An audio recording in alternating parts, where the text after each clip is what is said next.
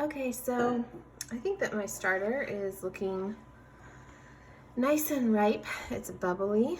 You can see on the side that it has, of course it dips when I do that, but it's doubled at least. It's nice and frothy, foamy, smells good. If you're ever in doubt about if your starter is ready, you could also do the water test, where you take a blob of starter, drop it in the water, and if it floats, that means it's ready to use. So this is floating and we're ready to go. I'm making a no-knead, just a basic sourdough recipe. So I've got my scale in my bowl. I'm going to use 50 grams of starter.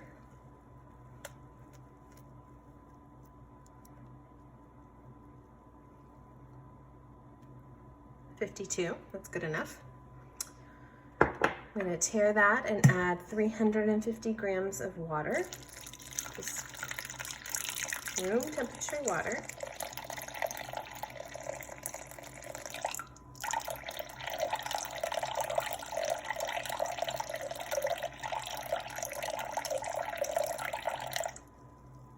Okay, I added a little too much, 360, so I'm going to take a little out. And now I'm going to mix that together before adding my flour and salt. Okay. Take your scale to 0 and we're going to use 500 grams of bread flour.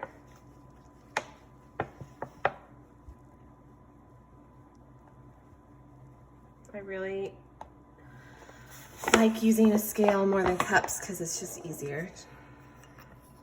Okay, and then we're going to do 9 grams of salt.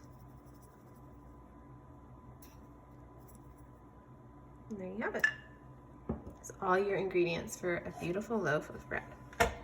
So now I will mix that all together.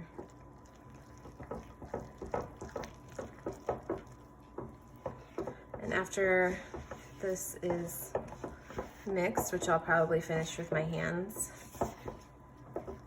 I'll cover it with a damp towel and I'll let it rest for about 30 minutes. And during that 30 minutes, the dough will hydrate. So you'll feel as you get in here, it's a very wet dough.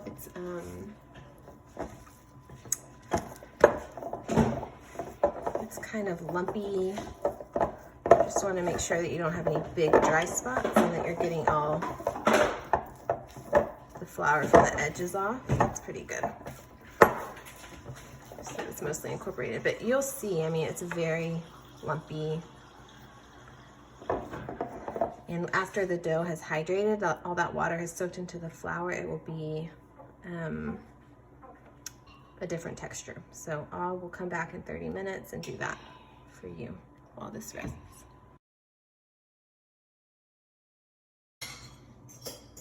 All right, so step 2, it's been 30 minutes, so our dough has hydrated nicely. And we're just gonna go in and do one stretch and fold before he goes to bed for the night. So you can feel it's already stretchier. It's not so lumpy. It's a very sticky, wet dough. Okay, so I'm just gonna pull and press in the center, turn the bowl, pull, press, and you can feel it starting to tighten. Like each pull and fold gets a little bit harder to do. And that is the gluten starting to tighten for the bread. I only spent about a minute doing this.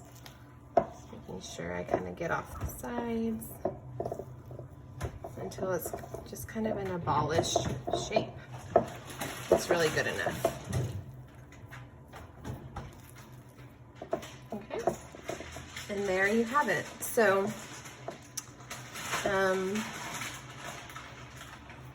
Now you put your wet cloth back on top of that, and put a rubber band on it just to know that it's done. And I will let this just sit overnight, and in the morning you will see that it has doubled, and it will be stringy, and that is when you'll put it on the counter and fold and proof it. So have a good night. See you in the morning. Hey Clara, I am about to shape my dough from last night, so I thought I would show you how I do that. So this is my dough from last night that I mixed up. You can see that it's gotten real puffy, and it's expanded quite a bit. So I'm going to put some flour down.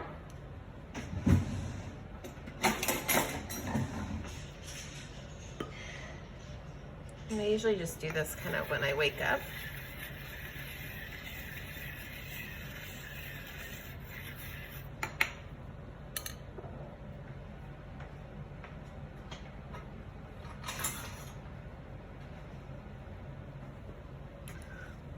And you can see how stringy it gets.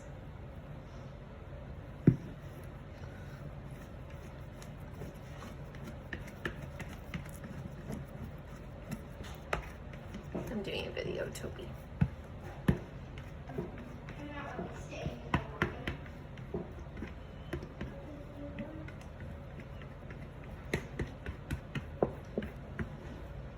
Okay, so I've got my blob. And with floured hands, I'm going to fold and twist. So pull and fold over, turn, fold over, fold over. Just kind of getting it into a circular shape, like that. Floured hands again, flip it over. And now I'm going to tuck and turn a few times just to kind of get it in a balanced ball shape. Nice and smooth, all tucked.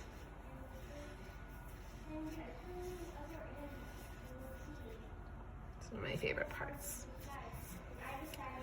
Okay, so now I'm gonna let this rest because that seam is at the bottom. So I'm gonna let it rest for 5 to 10 minutes just to let that seam kind of set, and then I will invert it into a proofing bowl. So I will show you that on the next video. Right now I'm gonna go clean off my hands and get my bowl of stuff soaking.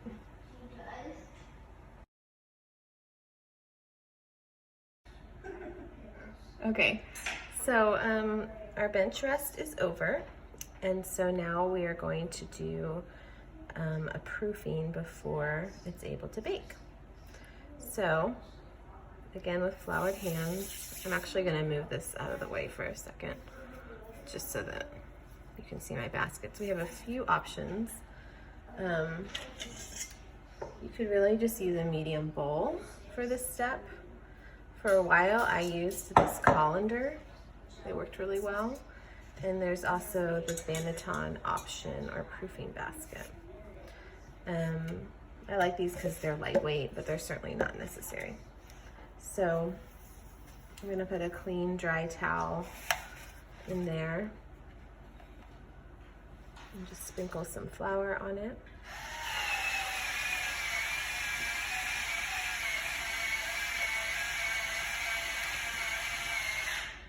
And now with floured hands, I'm just gonna kind of tuck again, get it loosened up from the counter and then just flip it over. You can see that seam. And lay it gently in there. And now I'll cover it up. You can see the seam has kind of melded together. And I will let this sit for at least 30 minutes, more likely an hour. And then you can bake it. Another thing you can do is put it after it proofs for 30 minutes or an hour and you see it kind of puff up a little and fill out. You could also put it in the refrigerator until you want to bake it. I actually do the refrigerator anyway because I feel I like scoring it, and that makes it a little bit easier to score for me when it's cold. So, but at the very least, you should proof it on the counter for 30 minutes to an hour, and then you can either bake or refrigerate it.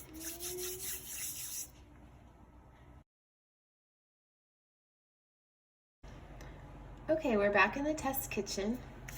Just kidding. I have my proofed dough. You can see it's a little bit puffed, not doubled like it did overnight, but puffed. And I have a piece of parchment here. So I'm just going to flip it over, remove the banneton, remove the towel,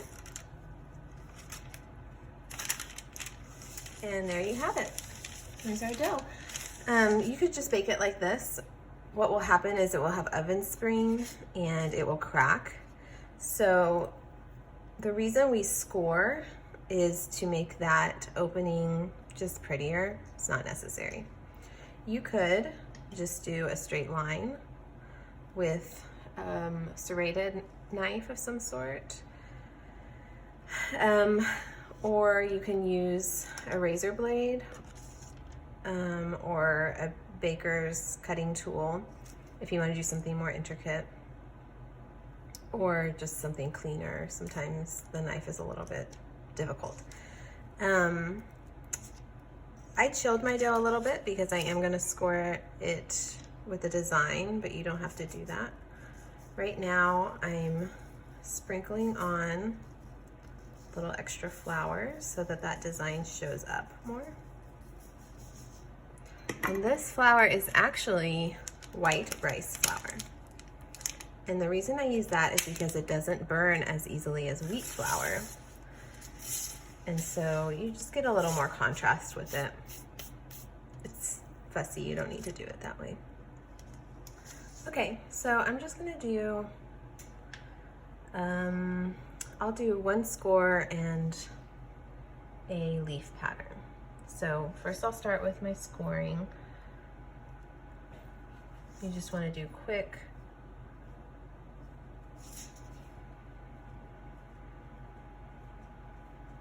motions, and then I'll do like a little half moon. Okay, and there you have it. So we're ready to put it into the Dutch oven. As you can see, I have I put grits on the bottom, like just raw grits on the bottom of my Dutch oven because it's black. I think it tends to burn the bottom of my loaves a little bit. So just by putting something on the bottom like that helps the air circulation and I don't get that burned bottom. You may not need to do that depending on your pot. It just works for me. There's other ways to keep it from burning too.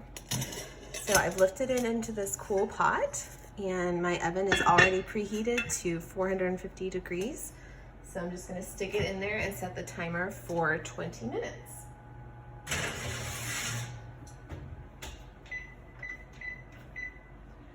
So at 20 minutes, I will take the lid off, and that's always the moment of truth. It's really fun to see how the design turned out. And I'll quickly shut the oven again, and with the lid off, I'll bake it For me, I only need to bake it for 30 minutes. Again, it kind of depends on your pot and what you're going for, the color and stuff. But for me, it's done at 30 minutes, and then I take it out and cool it and give it another little bit of time to cool and then slice. So I'll see you then. Okay, here's our finished loaf. It turned out really pretty. And it has a nice ear, that kind of flap here. So we will let that cool and we'll cut into it later. For now, I'm going to go ahead and refresh my starter because I want to bake in about, I don't know, 4 to 6 hours. And you can see that my starter is pretty liquidy, kind of sad looking. And we want that to be real bubbly and frothy. So what I'm gonna do is pour out a lot, almost all of it. And this is my discard jar that I keep in the fridge. And when it gets about half full, I use it to make crackers. So I just have a little bit left in there. I'm gonna guess that it's about 80 grams or so. So on my scale, you can't see this, but it says 497. I know that my jar is 420 grams, so that means I have about 80 grams of starter in there. I'm gonna take a little bit more out because I like it to be down to like 50 grams or so. Okay, 478. So now I have about 60 grams, that's good enough. So I'll tare my scale to 0, and I'm gonna add, since I have 60 grams left of starter, I'm gonna add 60 grams of all-purpose flour. I bake with bread flour, but my starter runs on all-purpose flour. So that's about 60 of flour and then 60 of water. This is cool water, it's just in the kettle. You could also use warm if you want it to activate faster. And I'm just gonna give it a stir. It's kind of like a thick pancake batter consistency.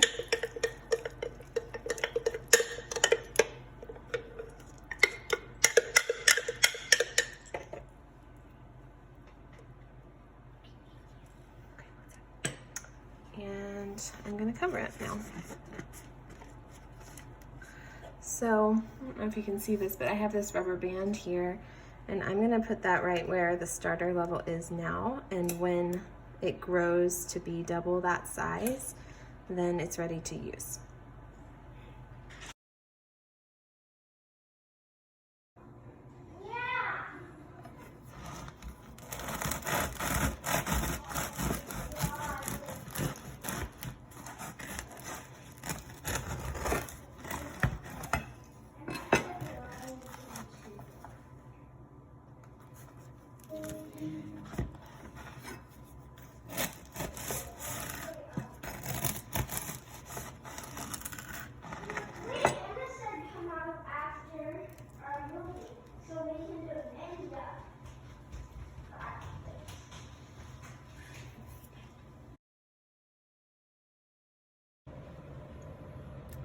So, as you can see, we've already eaten a quarter of a loaf in about 5 minutes. But, I wanted to show you the bottom of it. It's not too burned. It's a good color, really, kind of a chestnut color. And we have some nice oven spring. What we'll do is probably what we don't eat today, I'll slice it up and just put it in a freezer bag in the freezer, and it makes excellent toast. So it's really good for a whole 24 hours, and then it starts to feel a little bit stale. So you can always freeze it and use it for toast or grilled cheese, or just thaw it out to make sandwiches or snacking.